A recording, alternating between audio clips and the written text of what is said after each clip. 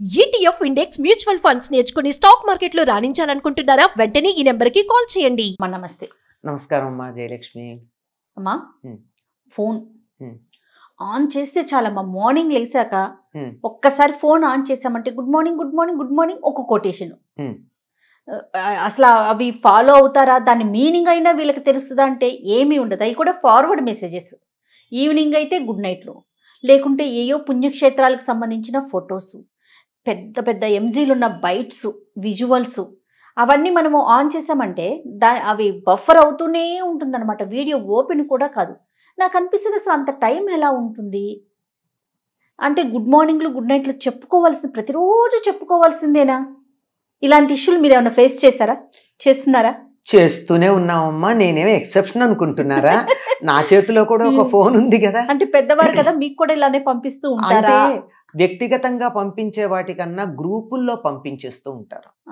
ఇది ఇంకా భయంకరమైనటువంటి విషయం. ఎలాగంటే 253 ఎంతో లిమిట్ చెప్పారు కదమ్మా ఒక గ్రూప్కి.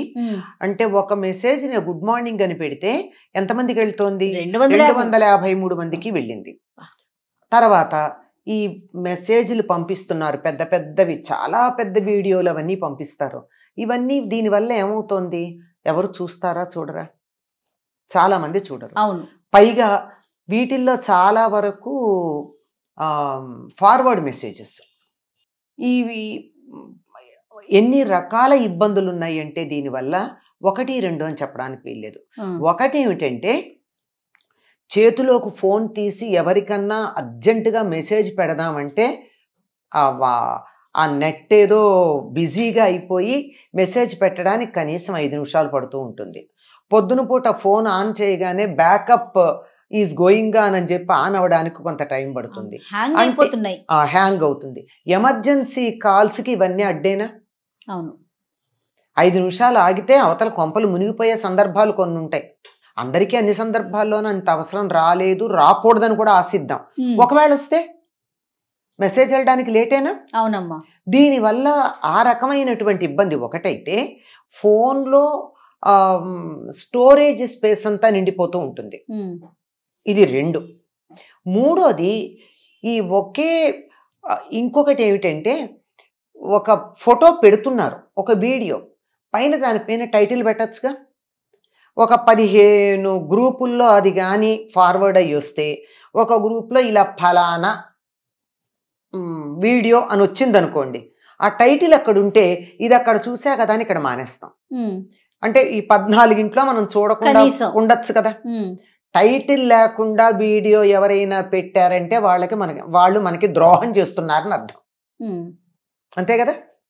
ఫార్వర్డ్ మెసేజెస్ వల్ల అసలు ఎన్ని ఒక 100 గ్రూపులు ఉంటే 100 గ్రూపుల్లో 90 గ్రూపుల్లో ఒకటే మెసేజ్ ఫార్వర్డ్ అవుతుంది, ఒకటే వీడియో ఫార్వర్డ్ అవుతుంది. దీనివల్ల ప్రాబ్లం ఏమిటంటే, ఒక గ్రూప్లో 250 మంది ఉంటే నాకు అవసరం లేనిది కూడా నేను చూశాను అంటే, చూడాల్సిన అవసరం వస్తోంది అంటే ఏం జరుగుతోంది? ఈ మొత్తం అంతా ఉండేటట్టు ఇవన్నీ ఎలక్ట్రోమాగ్నెటిక్ వేవ్స్ కదా ఇలా పెడుతున్నాయి. ఇవి అంతరిక్షంలో నిండిపోయి ట్రాఫిక్ జామ్ అవుతోంది. ఎన్నోసార్లు మనకి నెట్ జామ్ అయిపోవడం, వెంటనే రాకపోవడం, మన దానిలో ఎక్కువ లేకపోయినా. ఉదాహరణకు కొత్త ఫోన్ తీసుకున్నాను, కొత్త నెంబర్ తీసుకున్నా, నాకు ఎవరి నెంబర్లు లేవు అందులో. అందువల్ల నాకు ఆ ఫోను, ఆ ఇన్స్ట్రుమెంట్కి నాకేమీ వాట్సాప్ మెసేజ్లు రాలా. కానీ నేను కొత్తగా ఒకటి చేద్దామంటే కూడా నాకు ఆలస్యమైంది. ఎందుకయింది అంటే, నెట్వర్క్ జామ్ అవుతోంది. నెట్వర్క్ ఎందుకు జామ్ అవుతోందంటే, అక్కర్లేనటువంటి మెసేజెస్ అన్నీ ఈ స్పేస్ అంతా నిండిపోవడం బట్టి. దానికి ఏదో ఈ సబ్జెక్ట్ చదివినటువంటి వాళ్ళని అడిగితే వాళ్ళ లెక్కలు చెప్తారు. నేను ఎందుకు చెప్పట్లేదంటే, నేను చెప్పినంత మాత్రాన్ని ఎవరికి గుర్తుంటాయని నమ్మకం లేదు నాకు. అదేలేమ్మా.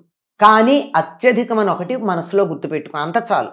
అందుకని అంత ఎక్కువ ఈ వేవ్స్ అన్నీ అక్కడ ఉండేటప్పటికీ, తరంగాలు ఇవన్నీ ఒకదాంతో ఒకటి కొట్టుకుని పోయి జామ్ అయిపోయి మనకు అత్యవసరమైనటువంటి మెసేజ్కి ఉపయోగపడటల్లా. ఒకటి, అంతరిక్షాన్ని పాడు చేస్తున్నాం. అమ్మ అంతరిక్షం పాడవుతోందా నిజమా అంటే నిజమే. ఎందుకంటే ఆకాశం శబ్ద గుణకం అని చెప్పారు. మన ఉచ్చరించిన ప్రతి ధ్వని ఆకాశంలో భద్రపరచబడి ఉంటుంది. జాగ్రత్త. ఎవరికీ తెలియదు, నేను ఆ మాట మాట్లాడాను, ఎవరు వినకుండా అన్నాను, నేను జయ ఇక్కడ ఇద్దరమే ఉన్నాం గనక నేను మాట్లాడినటువంటి మాట ఎవరికీ తెలియదు అని అనుకోవడానికి వీల్లేదు. అంతరిక్షం చాలా జాగ్రత్తగా భద్రపరుస్తుంది. అందుకే కదమ్మా అంటుంటారు కదా, ఏం మాట్లాడినా పైన ఉన్నవాడు వింటూ ఉంటాడని. అదేనేమో మనకు అదొక ఉదాహరణ ఏమిటంటే, ఇప్పుడు మనం మాట్లాడుకునే మాటలని ఇక్కడికిక్కడ మనం భద్రపరిస్తే మళ్ళీ వినగలుగుతున్నాం, అవునా కదా, రికార్డ్ చేసుకుంటున్నాం. కానీ భవిష్యత్తులో ఈ యంత్ర సామాగ్రితోనే ఎన్ని కోట్ల సంవత్సరాల ముందు మాట్లాడిన మాటలను కూడా మనం రిసీవ్ చేసుకోగలిగినటువంటి టెక్నాలజీ వస్తుందట. పూర్వం అవన్నీ మహర్షులకు ఉండేవి, ఎప్పుడో ఎవరు మాట్లాడిందో వాళ్ళు వినగలిగేవారు, అది మనం నమ్మలా. ఇప్పుడేమిటి, వాళ్ళిద్దరూ నిన్న మాట్లాడుకుంది వాళ్ళు మేము విన్నాము అంటే మొదట్లో నమ్మలా, ఇప్పుడు నమ్ముతున్నావా లేదా? మనం మాట్లాడుకుంది రికార్డ్ చేస్తే వింటున్నాం. మనం రికార్డ్ చేసిన యంత్రంలో మళ్ళీ మనం వింటున్నాం. ఇప్పుడు ఆకాశంలో రికార్డ్ చేసింది కూడా యంత్రం ద్వారా వినేటటువంటి పరికరాలు వస్తే రావచ్చు. అంటే అర్థం ఏమిటి, అన్ని ధ్వని తరంగాల రూపంలో అక్కడ చాలా జాగ్రత్తగా భద్రపరచబడుతోంది. ఎలా భద్రపరుస్తున్నారండి? అక్షరాల రూపంలో ఏమన్నా ఉందా? మనం మాట మాట్లాడితే అక్షరాలు లేవు కదా, ధ్వని తరంగాలుగా మారి భద్రపరచబడి మళ్ళీ ధ్వని తరంగాలు అక్షరాల రూపం ధరించి వినపడుతూ ఉన్నాయి. ఈ ధ్వని తరంగాలు అన్నవి ఎలా ఉన్నాయో ఇవి మనం పెట్టేటటువంటి ప్రతిదీ కూడా మనం పెట్టే మెసేజెస్ ద్వారా ఈ అంతరిక్షం నిండా నిండిపోయి కిక్కిరిసిపోతోంది. అందువల్లే మనకి ప్రతిదానికి ఇబ్బంది కలుగుతోంది. మనకి అధికారం ఉందా దీన్ని ఇంత చెడగొట్టడానికి? ఎవరికన్నా ఒకళ్ళకి మనం ఒక మెసేజ్ ఇవ్వాలనుకోండి, నేను జయలక్ష్మికి ఒక మెసేజ్ ఇవ్వాలి, గ్రూప్లో పెట్టే బదులు వ్యక్తిగతంగా జయలక్ష్మికి పెడితే ఎంత ఆనందంగా ఉంటుందో. అమ్మాయికి ఏమనిపిస్తుంది, నా మీద ఎంత ప్రేమ, నాకు పర్సనల్గా మాట్లాడారు అని. అంచేత అలా పెట్టండి. మిగిలిన 249 మందికి వెళ్ళదు గనక ఇన్ని ఎలక్ట్రోమాగ్నెటిక్ వేవ్స్ ని ప్రొడ్యూస్ చేయకుండా అంతరిక్షానికి సహాయం చేసిన దాన్ని అవుతా నేను.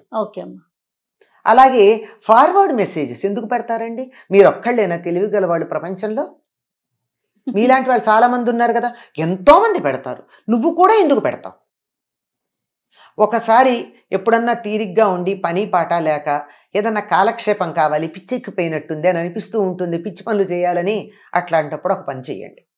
ఏమిటంటే ఈ ఫార్వర్డ్ మెసేజ్ పెట్టిన వాళ్ళకి ఫోన్ చేసి, నువ్వు ఇందాక పెట్టిన మెసేజ్లో ఏముంది విన్నావా అని అడగండి. అసలు తెలుసా, నువ్వు నాకు మెసేజ్ ఫార్వర్డ్ చేసావు కదా, ఒక వీడియో ఫార్వర్డ్ చేసావు కదా, ఆ వీడియోలో ఉన్నది ఏమిటో చూసావా, అందులో ఏం చెప్పారో తెలుసా? అప్పుడు తెలుస్తుంది. ఒక 4-5 చేయండి, అట్లా ఏమవుతుంది? తెలిసిపోయింది. నువ్వు చదవని దానివి నాకెందుకు పడేసి, నీకు అక్కర్లేని చెత్త నా మొహాన కొడుతున్నావా? ఇంట్లో కసు ఊడ్చి అవతల వాళ్ళ మొహాన పారేసినట్టు, పక్కింట్లో పడేసినట్టు నువ్వు చదవని నువ్వు చూడని మెసేజ్లని నా మొహాన కొట్టావా? సో నన్ను నువ్వు ఎంత చౌకబారుగా పరిగణించినట్టు కదా. 2-3 ఆ పని చేయండి. నేను ఒకటి ప్రాక్టికల్గా చెప్తానమ్మా. ఒక గ్రూప్లో శతమానం భవతి శతాయు పురుష శతేంద్రియ ఆయుష్యేవేంద్రియే ప్రతిష్టతి అన్నది ఆశీర్వచనం. ఈ ఆశీర్వచనం రోజు పెట్టేవారు ఒక ఆయన, అక్షర దోషాలతో. నేను 2 రోజులు సరిచేశా, మీరు పెట్టినటువంటి ఈ మెసేజ్లో ఈ దోషం ఉంది, సరి చేసుకోండి అని. 2 రోజులు పెట్టాను, 3వ రోజు కూడా అదే మెసేజ్ వచ్చింది. పెట్టాను. మీరు మెసేజ్లు ఫార్వర్డ్ చేయడం తప్ప మెసేజ్లు చదివే అలవాటు ఉన్నవాళ్ళు కారు. ధర్మం కదా, మీరు మెసేజ్ పెట్టడం ఎంత ధర్మం, మీరు పెట్టడం మీ అధికారం అనుకుని పెట్టారు, మీరు పెట్టారు గ్రూప్లో ఉన్నందుకు. కానీ మీరు ఇంకోళ్ళు పెట్టింది కూడా చూడాలి కదా. నేను 2 రోజులు వరుసగా సరిచేశాక కూడా మీరు చూడలేదు అంటే మీరు చదవట్లేదని అర్థం. మెసేజ్లు చదవని వాళ్ళకి పెట్టే అధికారం లేదు. రేపు మళ్ళీ ఇదే మెసేజ్ కనుక వచ్చినట్టయితే నేను ఈ గ్రూప్లో నుంచి నిష్క్రమిస్తున్నాను అన్న 3వ నాడు మళ్ళీ అదే మెసేజ్ వచ్చింది. అంటే ఈ మెసేజ్ కూడా చదవలేదు ఆయన పెట్టడం తప్ప, ఫార్వర్డ్. వెంటనే నా మెసేజీ కాపీ పెట్టి, ఆ కాపీ పెట్టి ఇందువల్ల ఈ సమూహము నుండి నిష్క్రమించుతుంటేనే అని పెట్టి మానేశాం. ఇది వాస్తవంగా జరిగింది. ఇది మీకు చికాకు కలిగించే గ్రూపుల్లో ఈ పద్ధతి ఫాలో అవ్వండి, చాలా బాగుంటుంది. గ్రూపుల వరకు అయితే ఓకేనమ్మా. ఇండివిజువల్ గా కూడా ఇండివిజువల్ గా ఉన్న వాళ్ళకి నిర్మోహమాటంగా చెప్పేయడమే. ఏముంది, ఇప్పుడు ఒకటి దేవుళ్ళ ఫోటోలు పెడతారండి రోజు. శుక్రవారం లక్ష్మీదేవి, గురువారం సాయిబాబా, మంగళవారం హనుమంతుడు. చూస్తూ చూస్తూ మంగళవారం నాడు హనుమంతుడి ఫోటోని నేను డిలీట్ చేయొచ్చా అనే అనుమానం చాలా మందికి ఉంటుంది. అందుకని ఉంచుకుంటే స్పేస్ ఎక్కువ, స్పేస్ చాలదు. అసలు ఎందుకు మీకు చెయ్యాలి? మీకు భక్తి ఉంటే నువ్వు పూజ చేసుకో.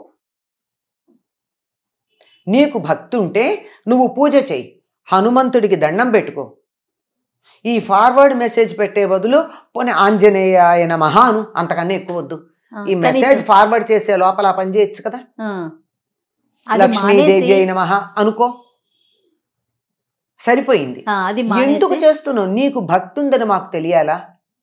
పోనీ నీకు భక్తి ఉంది అని అనుకుంటే, నీకు భక్తి ఉందని అందరికీ తెలియాలని నీకు మనసులో బాగా కోరికుందనుకో, నీ డిపి నీకు ఇష్టదైవం ఫోటో పెట్టుకో, అయిపోయిందా?